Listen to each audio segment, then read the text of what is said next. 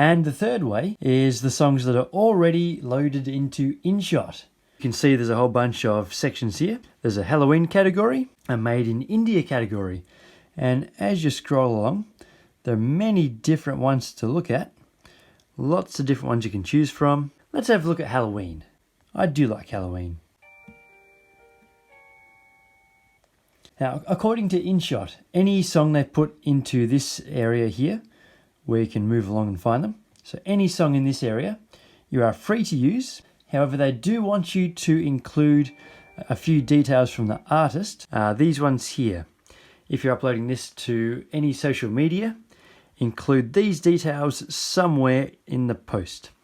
So if it's a YouTube video, it'd be in the description. However, one potential problem is even though it's free for InShot, sometimes this song already exists in another place on YouTube. The problem this causes is YouTube says, you're using that song, this other person used that song already, so we're going to say you're doing the wrong thing. So they put a minor infringement on the video, basically meaning you won't get paid any money for the video from ad revenue. I do know that's happened to my dad's channel a few times. If you want to check out my dad's channel, here it is right here.